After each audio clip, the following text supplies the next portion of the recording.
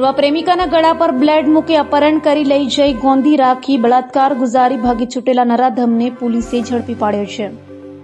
Maidarpura police પાસેથી મળતી માહિતી મુજબ ગત રોજ ઓરિસ્સાવાસી બે યુવતીઓ 7:30 વાગ્યાના અરસામાં પસાર થઈ રહી હતી ત્યારે ત્યાં દોડી આવેલા બે યુવકોમાંથી એક યુવતીના ગળા ઉપર બ્લેડ મૂકી દીધી હતી અને તેને પોતાની સાથે લઈ જવા દબાણ કરી રહ્યો હતો।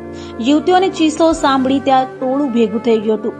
મામલો સંવેદનશીલ હોય લોકો મૂંઝાયા હતા, પરંતુ એક યુવકે હિંમત દાખવી હતી અને તરાપ મારતા હુમલાખોરે રાહદારીના બાવડા ઉપર બ્લેડ મારી દીધું હતું।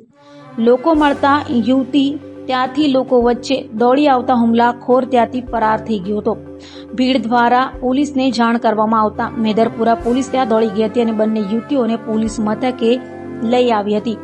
અહીં ભોગ બનનાર 20 વર્ષીય યુવતીએ જણાવ્યું હતું કે હુમલાખોર તેના વતન ઓરિસ્સાનો વતની અને એક સમયે પોતાની સાથે અભ્યાસ કરતો પ્રેમી દીપુન રાજુ જૈના છે। આ શખ્સ તેની ઉપર છેલ્લા 4 મહિના દરમિયાન વારંવાર અપહરણ કરી બળાત્કાર કરી ચપ્પુની અણીએ વારંવાર બળાત્કાર કરી ચૂક્યો હોવાનું જણાવતા પોલીસે યૌન શોષણનો ગુનો નોંધ્યો હતો। આ યુવક તેની પાછળ 4 મહિના પહેલા સુરત આવી ગયો હતો। સ્ટેશને ફોન કરી બોલાવી વરાછા વિસ્તારમાં આવેલી ચાલીમાં એક મકાનમાં લઈ જઈ 7 દિવસ ગોંધી રેપ કર્યો હતો।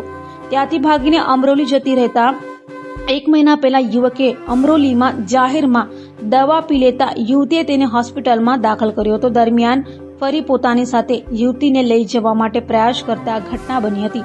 પોલીસે આરોપી દીપુન જૈનાની ધરપકડ કરી વધુ કાર્યવાહી હાથ ધરી છે।